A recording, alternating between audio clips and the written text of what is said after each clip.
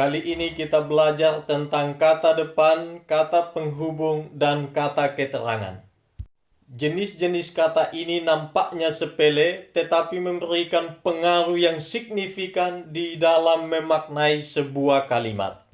Pertama, kita masuk dengan kata depan. Kata depan merupakan kata tugas yang menunjukkan hubungan antara dua hal. Saya beri satu contoh. Saya datang dari Sumba.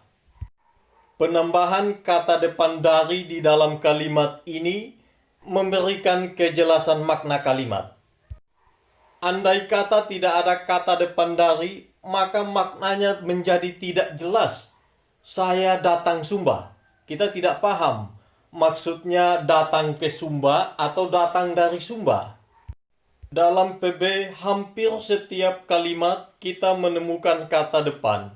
Ada kata depan yang hanya bisa diikuti oleh satu kasus, ada yang dua kasus, dan tiga kasus sekaligus. Yang pertama, kata depan yang hanya bisa diikuti oleh satu kasus. Ini bisa kasus akusatif, genetif, atau datif, tetapi setiap kata yang ada di dalam bagian ini hanya bisa diikuti oleh satu kasus saja. Ada kata pros diikuti oleh akusatif, ada kata eis yang diikuti juga oleh kasus akusatif, dan ada kata pro diikuti oleh genetif, kata ek diikuti oleh genetif juga, demikian juga dengan kata apo. Lalu kata depan en dan sun diikuti oleh kasus datif. Perhatikan lingkaran yang saya tampilkan. Ini adalah penggunaan dari 4 kata depan, yaitu pros, eis, apo, dan ek. Untuk kata pros, ketika dikatakan ke arah, maka tidak sampai di dalam lingkaran. Lalu untuk apo, dia keluarnya tidak sampai dari dalam lingkaran pula. Nah, untuk kata es, ketika dikatakan kepada, maka itu masuk sampai ke dalam lingkaran. Demikian juga dengan kata ek keluar dari lingkaran. Nah, kata gereja berasal dari eklesia, dan kata eklesia ini sebenarnya dibangun dari dua kata. Yang pertama kata depan ek, dan yang kedua kata kerja kaleo. Ek artinya keluar dari, lalu kaleo memanggil.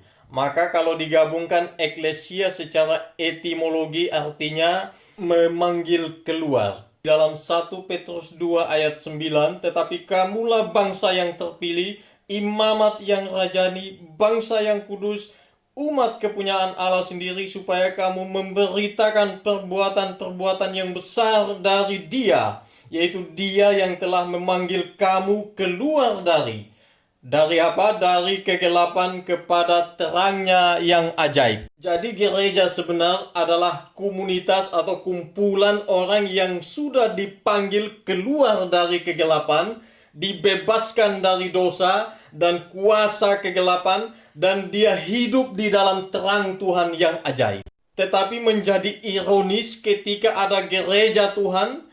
Saya tidak bicara gereja secara organisasi atau gedung, tetapi sebagai gereja adalah orang harusnya menunjukkan terang Tuhan, sehingga dengan terang itu dunia yang gelap ini dapat melihat kemuliaan Tuhan. Karena itu tantangan gereja adalah ketika dia mengenal diri sebagai orang yang telah dikeluarkan dari dosa dan kuasa gelap, kuasa iblis, kuasa dunia ini, maka dia harus hidup menunjukkan kebenaran Tuhan, menyaksikan kemuliaan dan terang Tuhan. Sehingga dengan itu nama Tuhan dimuliakan, bukan sebaliknya. Nama Tuhan dihina, dicela karena perbuatan yang mengatasnamakan gereja. Selanjutnya, kata depan yang diikuti oleh dua kasus. Kata dia bisa diikuti oleh akusatif dan juga genetif. Lalu perhatikan makna ketika menggunakan akusatif, lalu juga makna ketika menggunakan genetif. Nah, untuk kata di yang menggunakan koma di atas, dipakai jika huruf pertama dari kata berikutnya adalah vokal. Lalu kata meta digunakan Untuk dua kasus pula ada akusatif dan genetif, demikian pula dengan kata peri, kata hupo. Sedangkan untuk kata depan yang bisa diikuti oleh tiga kasus, yaitu kata epi, ada kasus akusatif, genetif, dan datif yang bisa mengikutinya. Dan selanjutnya kata para, yaitu diikuti oleh akusatif, genetif, dan datif. Yang kedua, kata penghubung. Kata penghubung adalah kata yang bisa menghubungkan antar kata, antar frasa, atau antar kalimat bahkan.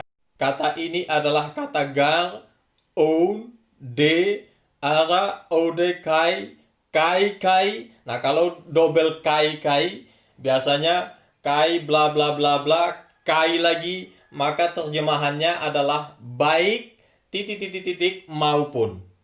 Saya beri satu contoh. Baik hidup maupun mati, kita selalu bersama dengan Allah.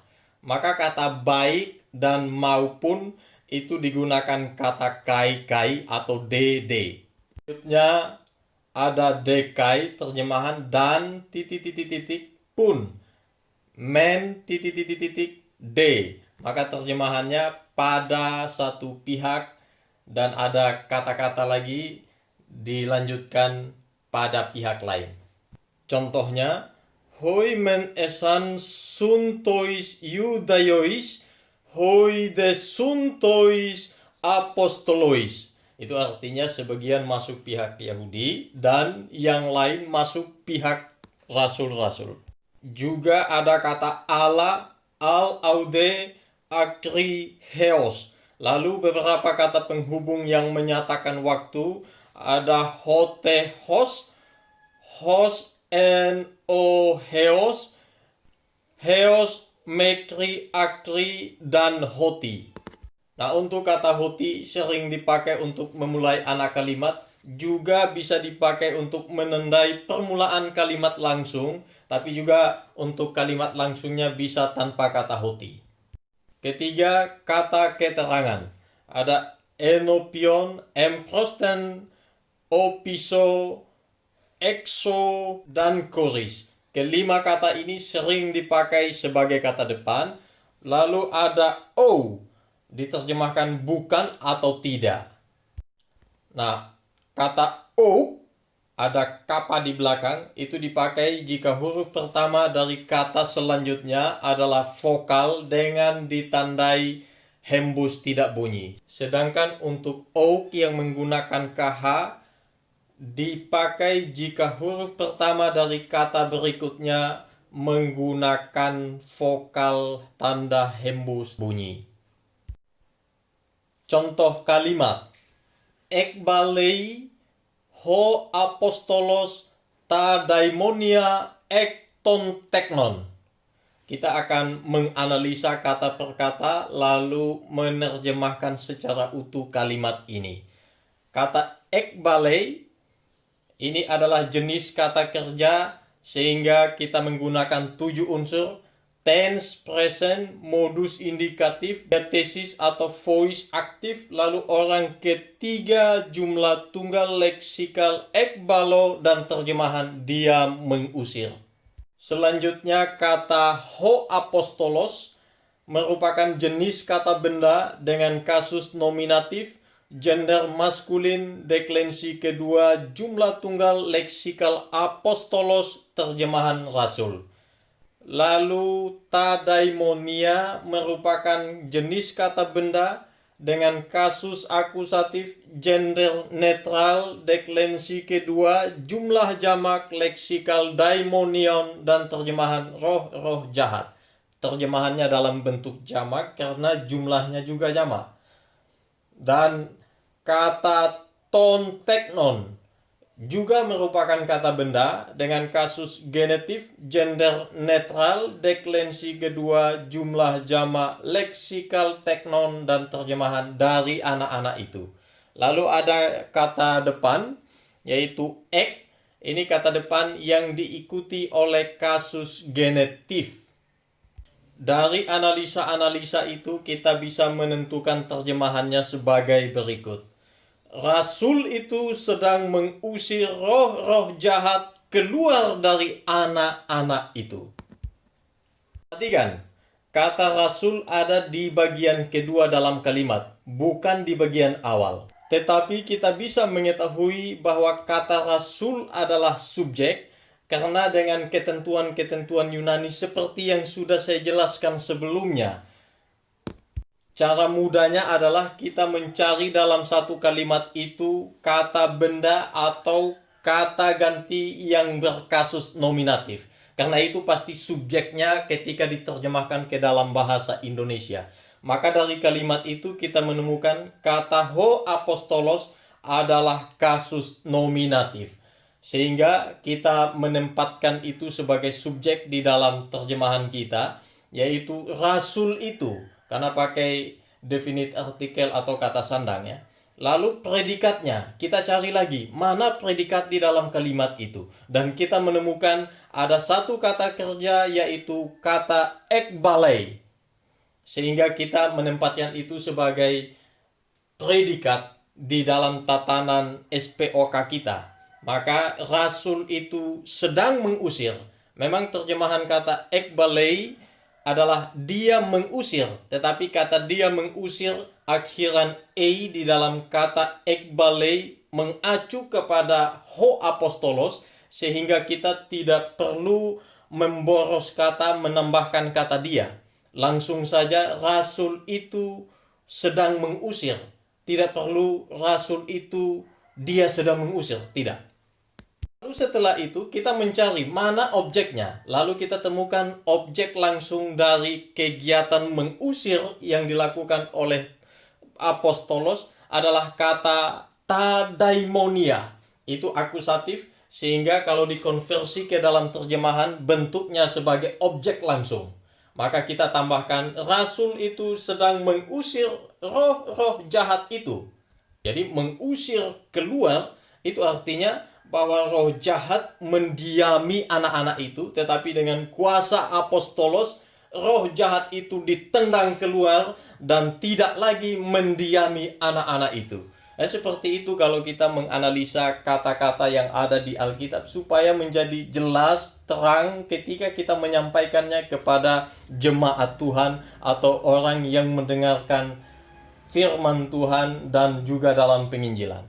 Nah, dengan prinsip-prinsip semacam ini akan meminimalkan kita untuk dengan sembarang menjelaskan firman Tuhan. Karena kita tahu yang kita sampaikan adalah firman Tuhan, bukan firmannya manusia, bukan kata-kata manusia atau kata pengkhotbah, tetapi kata-katanya Tuhan yang kita mau sampaikan. Sehingga kita berusaha dengan maksimal dengan karunia yang Tuhan beri kepada kita untuk kita menjaga keaslian dari pesan Tuhan untuk disampaikan kepada pendengar atau jemaat. Kita latihan. Analisa dan terjemahkan kalimat berikut. Terei kai sotsei ho kurios ton kosmon. Semangat, selamat mengerjakan, Tuhan memberkati.